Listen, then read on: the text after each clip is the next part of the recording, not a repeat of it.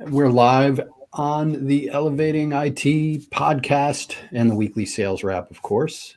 Mike Brooks here with my lovely and talented co-host, Frank DiBenedetto. I'm like your Vanna White, aren't I, Mike? Sort of.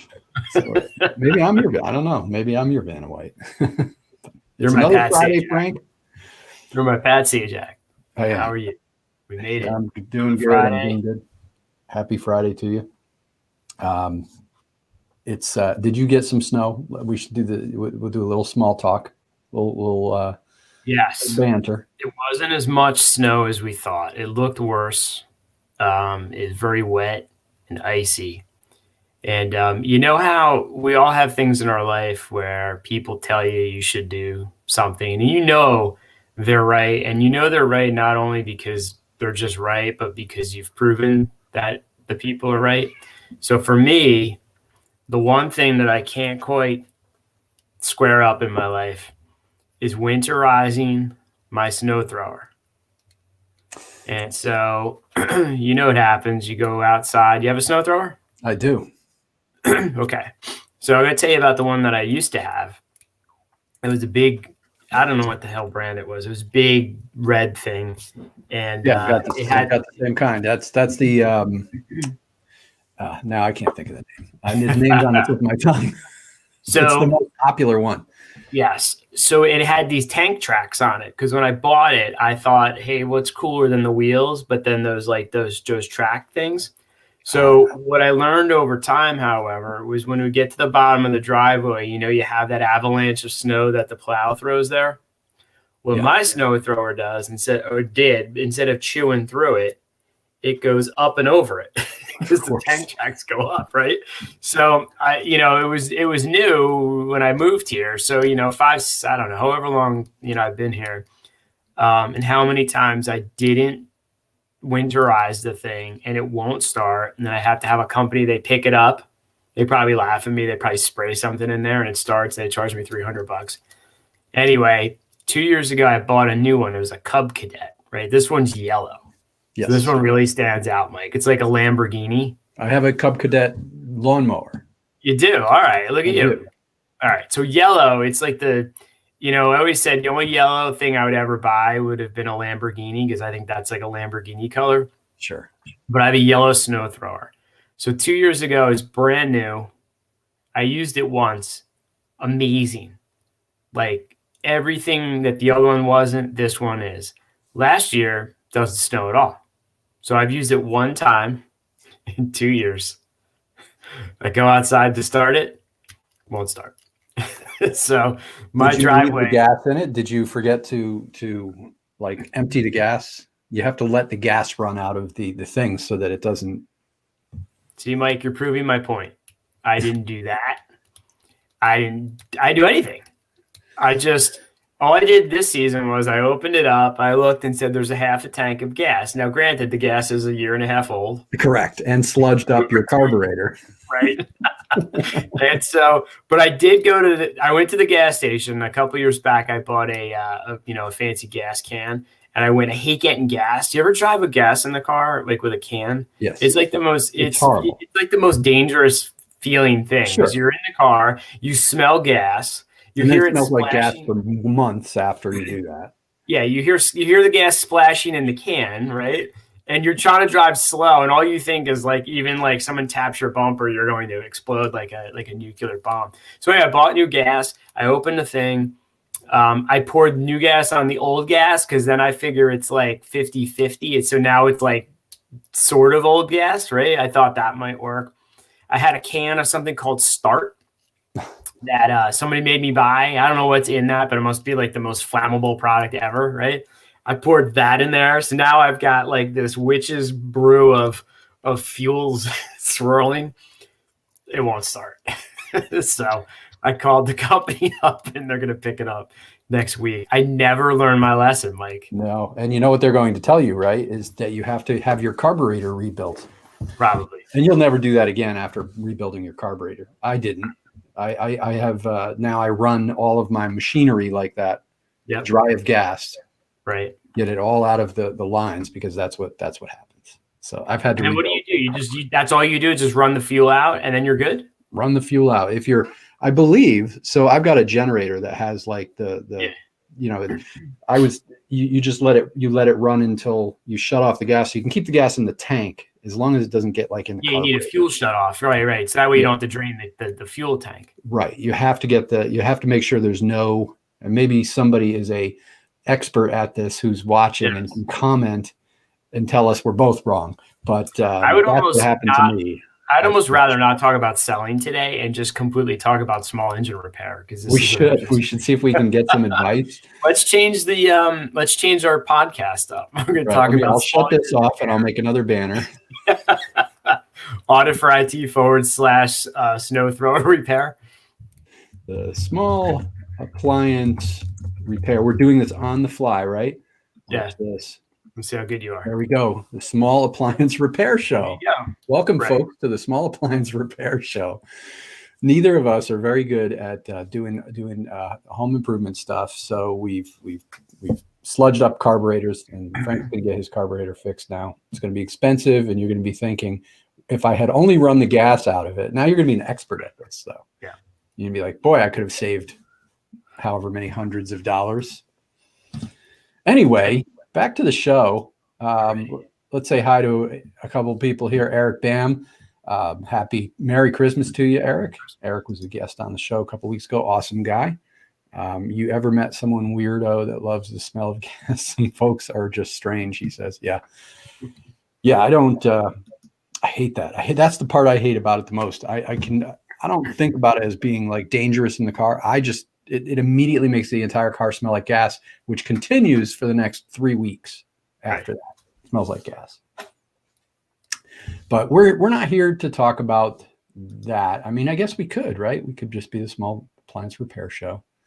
Now let's go back to talking about this, which is our brand new release. So we wanted to talk about little bit about audit today. We come on here and we talk about different things. Sometimes we don't mention audit at all. This podcast, of course, is sponsored by our company, audIT Sales Presentation System. And we just released we pushed a big release this week, and we just did a big webinar on it. That's the replay for the webinar. I'll drop that link actually into the chat so that folks can have that if they'd like to go back and watch that. But yeah, Frank, so this has been great. We've released stuff before, and this is not only was this the biggest release we've ever had, it's been the least problematic. Anytime you release a new software, like a new anything, you're going to have bugs. You just can't avoid that. But this, I've got to tell you, I don't think we've had maybe one or two small things that were easy to fix, but nothing really. It's been quiet. Yeah, I think it's just the maturity of the product. Once you've got the base code, down, it becomes easier to build off of it. And because this was such a big release, I know that we spent a lot of time testing and making sure it was working properly, because this becomes the springboard for a lot of other things that are going to start to rapidly release in the product in the near future. Right. And I kind of wanted to, we'll talk about what we did. I wanted to share with folks watching this and listening to the podcast recording what these changes were. In case you missed the webinar on Wednesday, or in case you haven't watched that, we want to kind of highlight. We're not going to dive into it as deeply as we did on the webinar, of course, but just kind of an overview of what those things were from your perspective as the founder and as an MSP, because you're using this stuff. And then really go into what this means going forward.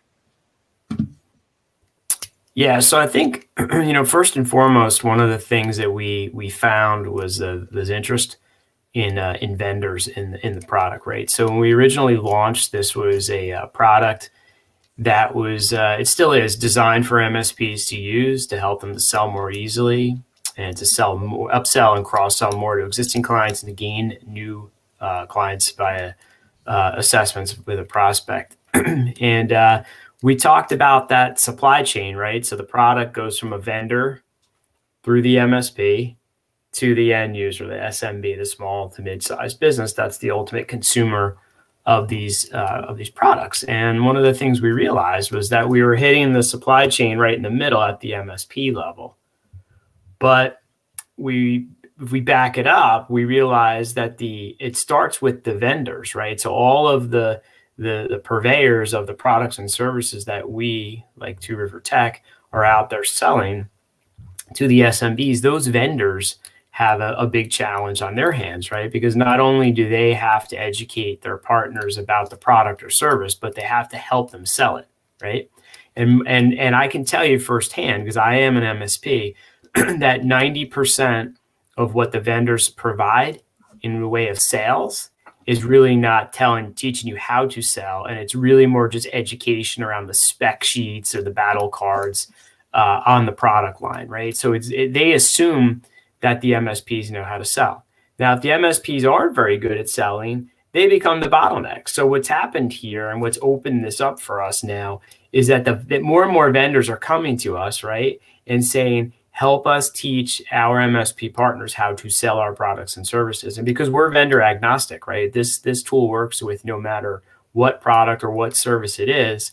Now we're starting to see that, right? And then that's causing us to expand this out and start integrating with some of the vendors' systems, right? So we kind of laid the foundation now for integrations. Obviously, it starts with ConnectWise and Autotask to be able to integrate, pull information right now, the audIT, pull MRR information in. So now we know contract values. If we know contract values, we could apply a default set of parameters to start to schedule business reviews. So we're trying to take some of the guesswork out of it and start to lead more along the line of automation and helping the MSPs not have to think about the things that are good for them, so they could focus in other areas, and this stuff becomes more automatic. That integration then opens up a whole another opportunity for things such as account management. It allows us to start pulling assets into the system. So looking at things, whether it be warranties or budgeting or taking a look and seeing, when hardware needs to be refreshed, things of that nature. So it's exciting times, but we're staying true to the core of the product too, right? It's always about selling, right? Is what it all comes back down to. So, that's kind of what we're seeing now in the evolution of this. It's awesome. And I'll put this also in the chat box here for folks and put up a little note on this. This is on our blog. You can actually check out what's new.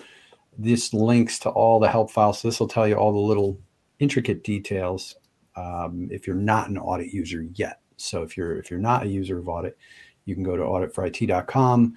I'm not going to give the long thing on the podcast here, but if you go to our blog, just look for an article called "Check Out What's New in Audit," and you will find that's same thing that users will see when you log in. There's now a notification that you click when you come in, little bell on the top right of audit. You'll click that and you will see an announcement. And each time that we have a new announcement, each time we have something new, we'll publish that there for you. So awesome. Let me go back here and see if that good. So I don't know if you want to walk through kind of a little more of the nuts and bolts of it without going too much down the rabbit hole here. You talked about the integrations. What else, Frank?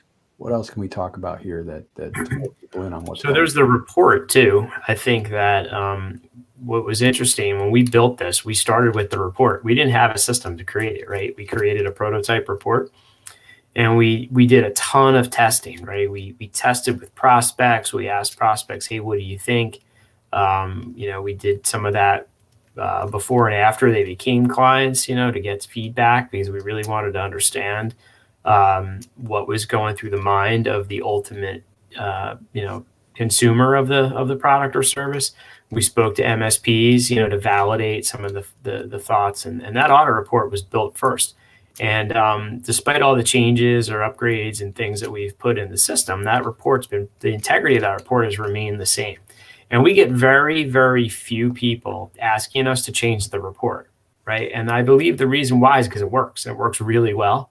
So MSPs, never say, hey, we want to break the whole report. Now we've added flexibility. You can go in there and you can customize the infographics. You can upload your own collateral.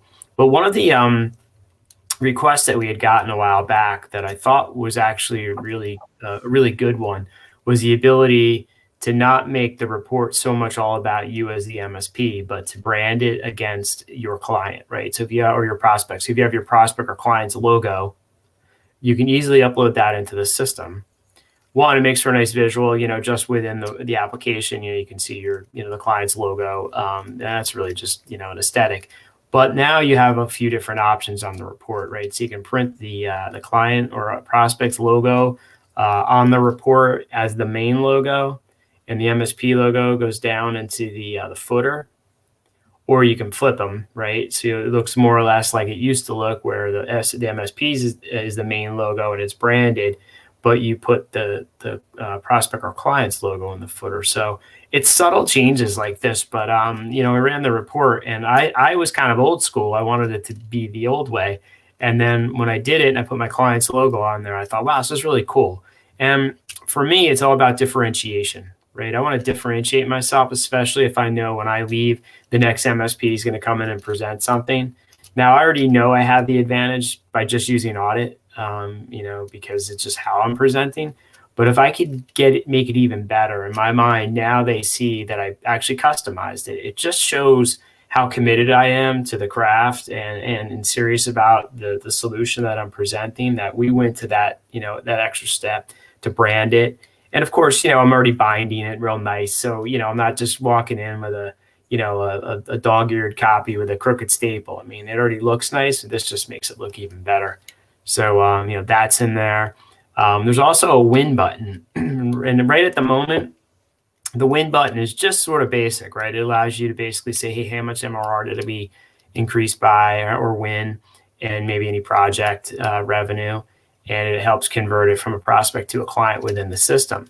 But that's our step into the community aspect of this, right? So we're developing, and we're going to be releasing more of a community type feel here, where MSPs can cheer each other on. We're going to gamify it a little bit, right? So when people win MRR, and we know this, right, because we see it all the time. That's probably like our favorite email that we get from our subscribers, is when somebody tells us about a deal that they just won. And some of these deals are pretty big and pretty good. And it's always exciting to read about it, just to see, especially people who say never would have won this without audit, or never thought I'd ever get the client to buy something I was upsell or cross-sell. We used audit, and they win for it.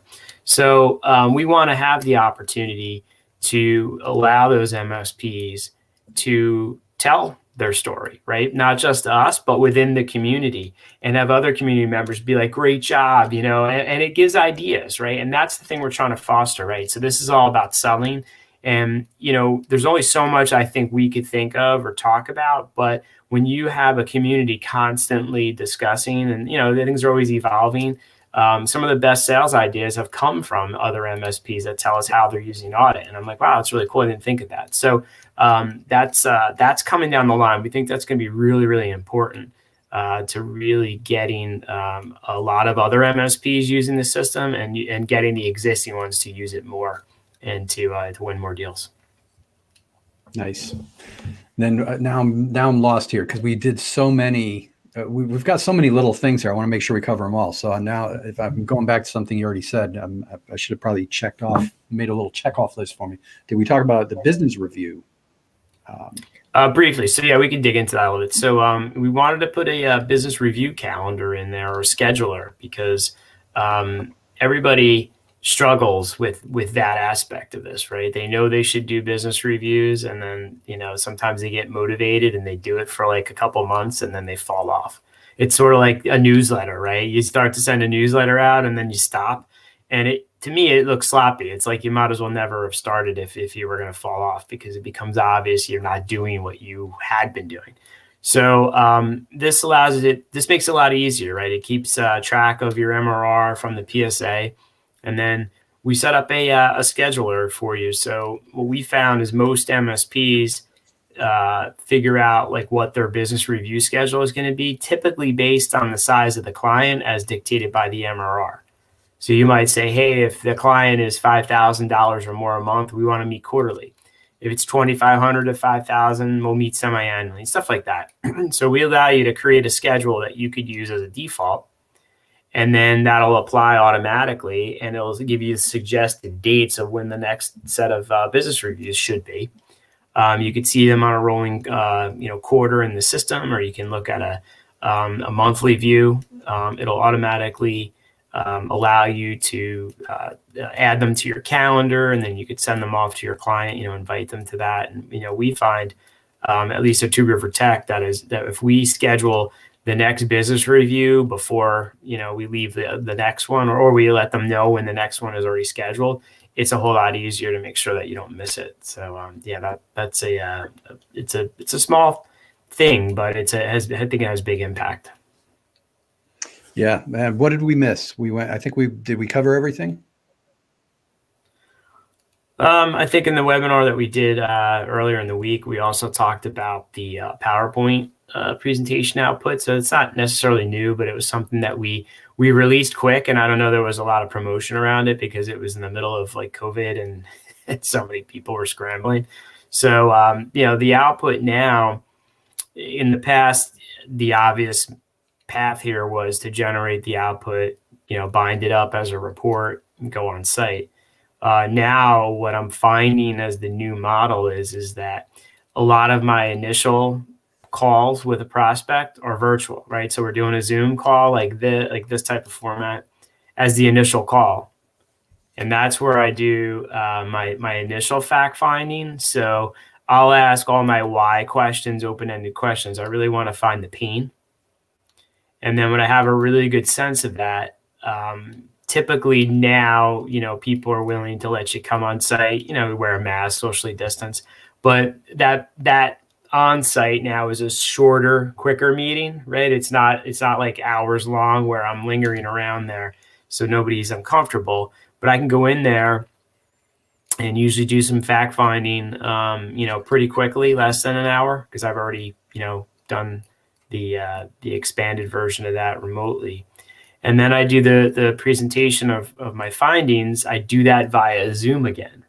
So, you had pointed this out, I remember, and I'll give you the credit for really coming up with this PowerPoint idea, because you had said that, the format and flipping through the PDF and it's I guess that's portrait, right? Portrait mode. It doesn't lend itself so well on the screen. But if you have a PowerPoint slide deck that's, horizontal, it's shaped like your screen, and you could step through it, it just looks a whole lot nicer. So again, differentiate yourself, right? You're a small business. You're looking at a few IT companies. You come in and you do this presentation with PowerPoint, and the slides are built for you. They're professional. They're branded, the logos we talked about, whatever format you want. And it's awesome. It really makes you stand out as the leader. And so that's a big one, because I know I'm using that now every day, in my business. So I and again, you always call me client number one. I have to think that a lot of the other MSPs are doing the same these days, or should be. Right. Now let's put up, as we're coming up to the end of the show here, let me see, my computer's starting to, my video's starting to be weird. So the link to get to, I should have said this before as well, go to auditforit.com/DEC for December 2020 release. So DEC 2020 release, that'll take you to the sign up to register for the webinar replay. So that's up there recorded for you. If you had already seen it, you probably have access to the replay page. I sent that email out yesterday. So cool. Well, let's wrap it up with a little bit into the window of, and I always, me, I'm always cautioning that we don't want to make promises with specific deadlines that we can potentially miss, right? Because with programming, we're getting better at this. I think we're, as we're growing our team, we're getting to the point where we're going to have a roadmap for folks to see this. But right now, we're still being overly cautious. So without being too specific, what's coming? What's the future look like? Yeah, so we have a roadmap. It's just an internal roadmap. Right. And, It's on our, I said, by not sharing. On our roadmap is to have a roadmap. By not sharing, it's good and bad, right? It's good because if you miss something, nobody holds your feet to the fire. It's bad for the same reason, right? Because you haven't told people something's coming. So if you don't release, there's really no accountability there.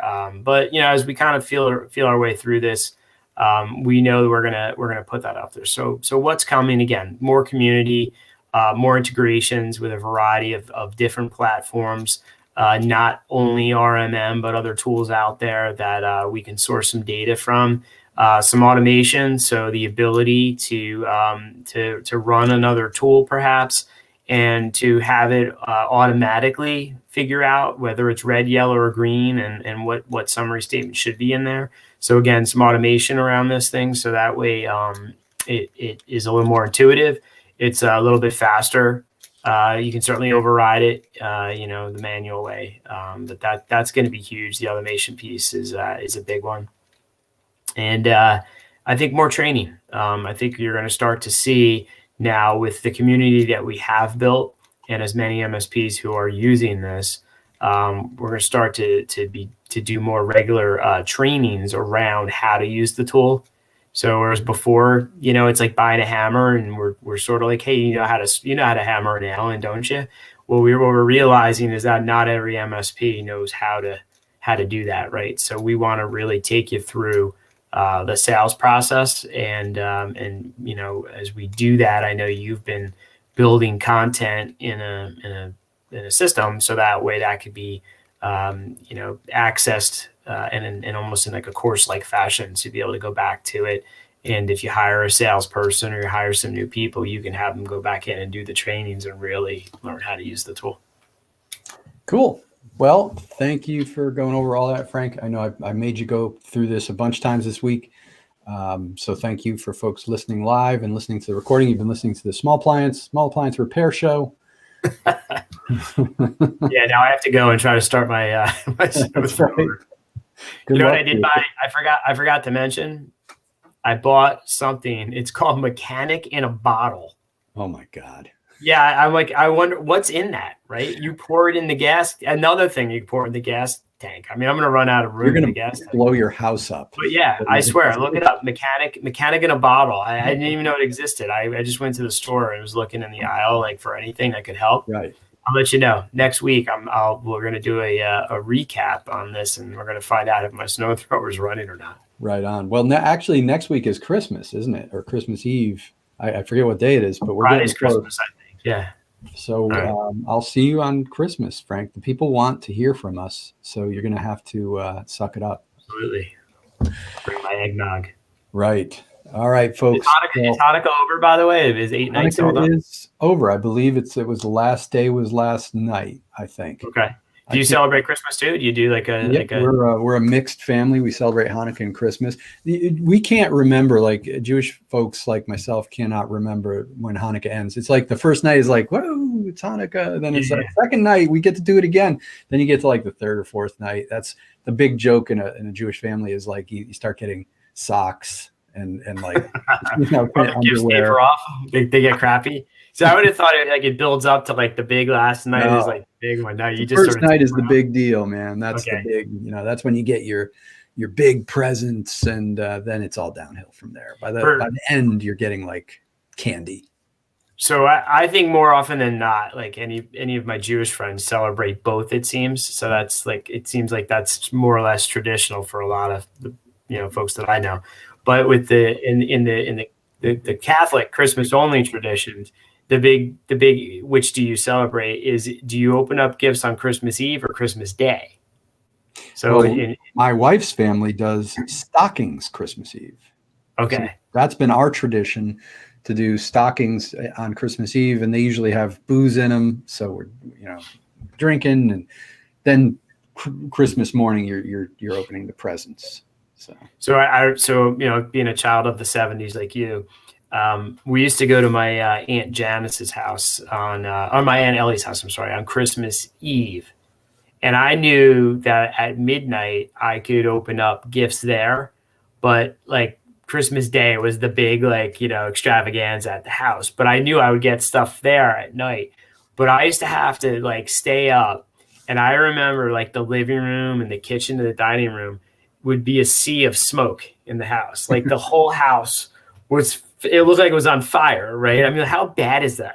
I think about that. Like, and I used to try to get down on the couch below the where the air was better, the quality. And I used to have to fight through that until midnight. And then we would, finally I could get, some of my Christmas swag. And then we would get out of there and be like wiped out. But those are good memories. They're certainly not like that anymore. But no, those are the old days.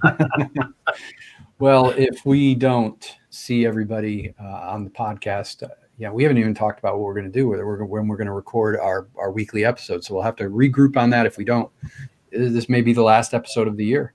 So Merry Christmas, Happy New Year, Happy Kwanzaa. I'm all about the holidays. Like, I don't care. I'll celebrate any holiday that has food. Yeah, as long as there's celebration involved, you're there. I know that. Celebration involved. I'm on it. All right. Well, happy holidays, Merry Christmas, Happy Hanukkah past, and I'm not sure when Kwanzaa. Happy Kwanzaa to anybody. Yeah, absolutely. Happy New Year.